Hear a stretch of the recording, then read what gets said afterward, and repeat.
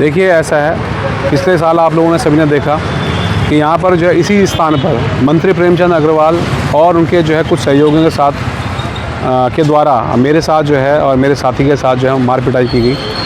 और सबसे बड़ी बात है कि 1 साल बीतने के बाद भी जो है उन पुलिस महकमे के द्वारा कोई भी कार्य नहीं करा जाता है। उल्टा जो है मंत्री प्रेमचंद अग्रवाल और उनके सहयोगी के द्वारा बार बार षड्यंत्र करके हमारे साथियों को जो है, हमारे रिश्तेदारों को, हमारे अन्य लोगों को परेशान करने का काम किया जा रहा है। प्रकरण क्या हुआ था ये थोड़ा बताएंगे? प्रकरण में ऐसा है कि यहाँ पर जो है जाम की स्थिति बनी हुई थी। उस समय मैं अपने साथी से कुछ चर्चा कर रहा था, तो मैंने देखा कोई फ्लीट पीछे से आई, सायरन बज रहा था। मैंने देखा किसकी फ्लीट है, मैं कहा भाई मंत्री की फ्लीट है।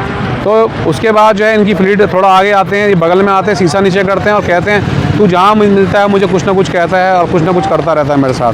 तो मैंने कहा मंत्री जी मैंने आपके लिए कुछ नहीं बोला, आप जाइए कोई बात नहीं। लेकिन मंत्री ने क्या करा, उसके बाद मेरे से गाली गलौज करी, उस दरवाजे को खोल करके मेरे पैर में 2 बार हिट करा। और उसके बाद जो हम भी गाड़ी से नीचे उतर के बाइक से, और उसके बाद आपको सारा प्रकरण आप लोगों ने जो है मोबाइल के माध्यम से जो देखा, वो सारी जानकारी रिकॉर्ड हो के देखी। आगे का क्या विचार है आपका? आगे का विचार ये है कि भाई हम पुलिस से ये चाहते हैं कि भाई आप जो है इसको सही तरीके से जांच करें और इसको इन्वेस्टिगेशन को बढ़ा करके जल्द से जल्द जो चार्जशीट जो है कोर्ट में पहुंचाएं। दूसरा मुख्य ये जो मंत्री प्रेमचंद अग्रवाल और कौशल बिजलवान है और इनके जो कुछ और सहयोगी है, इनको मैं सख्त बता देना चाहता हूं कि भाई आप दोनों सुधर जाओ। हमारे साथियों को, हमारे लोगों को, किसी को भी जो है इस प्रकार से प्रताड़ित करने का, परेशान करने का कार्य मत करना। अभी पीछे जो है इन्होंने लास्ट टाइम धर्मवीर भाई को जो है गौ हत्या में फंसाने का काम करा है, ठीक है। अब इस प्रकार की घटनाएं अगर करोगे, मैंने उस समय भी तुम्हारे लिए पोस्ट डाली थी, तो और कौशल की बिजलवान की पोस्ट में पूरे साल भर के अंदर पहली बार गया हूँ मैं। और उसके बाद मैंने स्पष्ट कह दिया तुम दोनों को कि भैया अगर तुम्हारा मन हो तो आज 2 तारीख है, आ जाओ यहाँ पर और अपनी आग बुझा लो। तुम्हें और मारना है और मार लो, जो करना है कर लो। लेकिन अगर इस तरह की टुच्ची हरकतें आप दोबारा से करी तो जो है इसको भुगतने के लिए भी तैयार है ना, क्योंकि मेरी बुद्धि हो रही है भ्रष्टर। और कहते हैं भैया जब दिमाग ख़राब होता है ना, अपने लिए नहीं होता। मेरे को अगर लाख कष्ट हो जाए कोई दिक्कत नहीं है, लेकिन मेरे जो स्वजन हैं, जो मेरे प्रियजन हैं, जो मेरे दोस्त हैं, मेरे रिश्तेदार हैं, मेरे नातेदार हैं, जो समाज में ले खड़ा होगा, उस समाज के ऊपर अगर तुमने अन्याय करने का प्रयास करा तो फिर ये मत सोचना क्या होगा।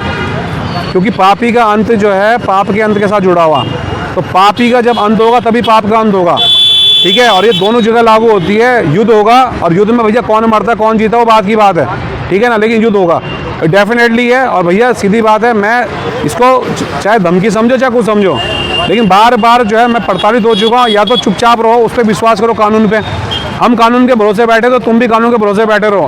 अगर तुमने उस बांध को तोड़ने का प्रयास करा फिर से, ये सब्र का बांध है 1 साल का, ये बांध अगर टूटेगा तो तुम पता नहीं कैसे कैसे वो लेके बह जाएगा। तो इसलिए शांति रखो। और पब्लिक से मेरा एक निवेदन है कि भैया आप लोगों का तो खैर मैं हमेशा ऋणी रहूँगा, आप सबसे निवेदन है कि भैया इस तारीख को याद रखें। ये जो मंत्री प्रेमचंद अग्रवाल है और जो उनका कौशल बिजलवान है, उसके अलावा जो 2-4 लोग और हैं, ये सबके सब जो है मेरी बात कान खोल कर सुन लें। और इस बात को संयम अगर नहीं रखा आपकी बार तो ये मत कहना क्या होगा। ना तो मैं जेल जाने से डर रहा भाई, परिपक्व हो चुका हूँ, ठीक है ना। मरने से तो हम कभी से डरे नहीं आज तक, क्योंकि ये जीवन आज नहीं तो कल छोड़ जाना है। और बिल्कुल जो है गधों की तरह जी करके मरना मुझे जब पसंद नहीं है। तो इसलिए जो है ये आखिरी चेतावनी है और पहली, आज तक मैंने बोला नहीं तुम्हारे को कुछ भी। और दूसरा मैं पब्लिक को ये बताना चाहता हूँ भाई मैं बिका नहीं हूँ, ठीक है ना, उसकी औकात है मुझे खरीदने की, ठीक। मैं बिका नहीं हूँ। कई बार भ्रांतियाँ फैलाएगी समाज में कि सुरेंद्र नेगी बिक गया, उसने ले लिया और चुपचाप बैठा हुआ है, कुछ नहीं कह रहा है। सुरेंद्र नेगी कह रहा है, जहाँ जहाँ उसे कहना वो कह रहा है और करेगा। बस ये है कि हम अपनी जुबान से कभी नहीं मुकरेंगे। मैंने उस दिन महापंचायत में कहा था भैया कोर्ट में लेकर के मरूंगा इसको, उससे पहले नहीं मरूंगा। चाहे आज 10 साल रुकवा ले, 20 साल रुकवा ले फाइल, ठीक है। और एक सीमा होती होगी कोर्ट की भी, कोर्ट को भी तो इसको होश रखना पड़ेगा। अब कोर्ट से पत्राचार होगा हमारा जल्दी, बस इतना ही कहना चाहूँगा। धन्यवाद।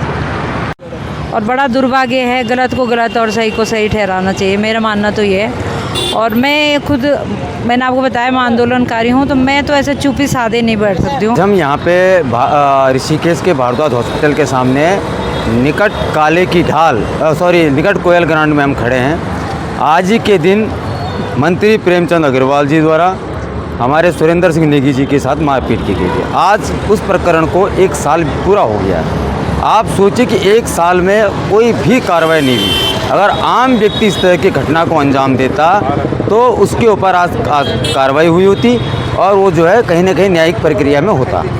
अभी देखिए 1 साल बीत जाने के बाद भी कोई कार्रवाई नहीं हुई। इसका मतलब है कि जो यहाँ पे शासन चल रहा है, जो सत्ताओं के अधीन जो पुलिस है, ये जो है पूर्ण दबाव में जो है। दुर्भाग्य का विषय है कि हम लोग एक बार फिर हमें एकजुट होना पड़ रहा है, और एकजुट इसलिए हुए हैं यहाँ पे कि 2 मई 2023 को उत्तराखंड के जो काबीना मंत्री हैं प्रेमचंद अग्रवाल, उनके द्वारा हमारे एक साथी सुरेंद्र सिंह नेगी पर आपको सभी को पता है कि मारपीट की गई थी, और किस तरह से बर्बरता उन्होंने यहीं हमारे पीछे इस जगह पे की थी। और 1 साल गुजर जाने के बावजूद भी, चाहे हम लोग प्रशासन की बात करें, शासन की बात करें, या भारतीय जनता पार्टी की बात करें, या उनके जो जितने भी आला कमान हैं उनकी बात करें, कोई भी सुध किसी ने नहीं ली, ना ही अभी तक न्याय मिला।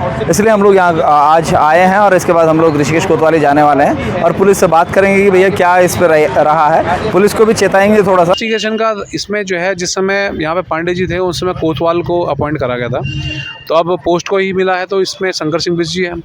लेकिन बड़ा मतलब एक सोचने वाला विषय है कि 2-3 महीने 4 महीने लगभग इनको यहाँ पे हो गया है, जो मुझे जानकारी में है, और उसके बावजूद भी जो है यहाँ पर उन्होंने एक संज्ञान नहीं लिया, एक कॉल अपनी तरफ से नहीं करा आज तक कि भाई सुरेंद्र इधर आओ, या फिर मैं आ रहा हूँ, या जो भी है कि भाई तुम्हारे केस में कुछ तो बताओ क्या है।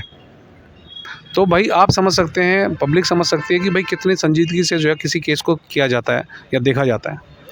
तो यहाँ पर जो भी इस तरह के मैं समझता हूँ, अभी जैसे हमने बात करी इनसे भी, तो हमने कहा भाई चलिए वो कोई बात नहीं, उस केस को छोड़ो, वो जांच कर रहे हैं। जो छोटे केस हैं उनको तो आप देख सकते हैं, आप बड़े स्तर के अधिकारी है, और जो चौकियों के अंदर जो बैठे हुए लोग हैं, और आज के रात्रि अधिकारी यही है कोई यहाँ पे बैठे हुए। तय नहीं कर रहा हूँ मैं, न्यायालय की जो प्रक्रिया चल रही है, जो गरीब के लिए कम से कम मैं समझ सकता हूँ। आज अगर मैं हाई कोर्ट की तरफ जाता हूँ तो 50,000 रुपये प्रथम किस्त देनी है, और उसके बाद जो है लाख लग जाएँ, 1.5 लाख लग जाएँ, 2 लाख लग जाएँ, उसका कोई भरोसा नहीं है। और फिर सामने वाला वकील कितना इंटरेस्ट लेता है, उसके बाद भी जो कई सारी चीज़ें होती है, क्योंकि जो जज वहाँ पर नियुक्त किए जाते हैं वो कहीं ना कहीं जो है राजनीतिक प्रभाव से ही वहाँ पर नियुक्त किए जाते हैं।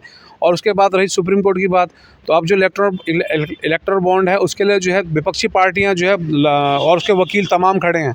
यहाँ पर जो है एक व्यक्ति की बात होती है, अगर समाज की अगर बात होती तो शायद समाज के लिए भी कोई ना कोई आता, लेकिन उसकी संख्या देखना पड़ता है, उसका ये देखना पड़ता है क्या फ़ायदा हो रहा, क्या नहीं फ़ायदा हो रहा। तो तमाम चीज़ें, न्याय इतना महंगा हो गया है कि एक आम आदमी सोच नहीं सकता कि मैं न्याय के लिए जाऊँ।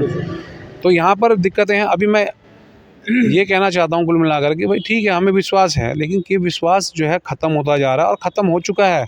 समाज का पूर्ण रूप से विश्वास ख़त्म हो चुका है। आप समझ, मेरा केस तो चलिए जो भी है, मैं तो जिंदा हूँ, अंकिता भंडारी तो मर रही है, और उसका केस क्या है, उस केस को भी तो हम देख सकते हैं। इसी शहर की बात है, इसी शहर के नज़दीक की घटना है, और इसमें जो है पुलिस का, ये समाज का, और इतना पूरे उत्तराखंड में इतना दिन तक माहौल गर्म रहा, उसके बावजूद भी क्या स्थिति है। तो ये एक ऐसा विभाग बन गया है कि यहाँ पर आइए और अपनी व्यथा सुनाइए। सामने एक बुत बैठा हुआ है, उस बुत को कोई फ़र्क नहीं पड़ता कि आप क्या कह रहे हो, उसे खाली ये फ़र्क पड़ता है कि मेरे आका का फ़ोन आ गया है और मैंने करना है। जैसे हमारे डीजीपी बोल चुके हैं सत्यमेव जयते में कि पुलिस एक शिकारी कुत्ते की तरह है, उसको जो है राजनेता जो है इस प्रकार से जो है तैयार करते हैं कि भैया वो कहता है कि जिसको काटना है काट, इसको खाना है खा।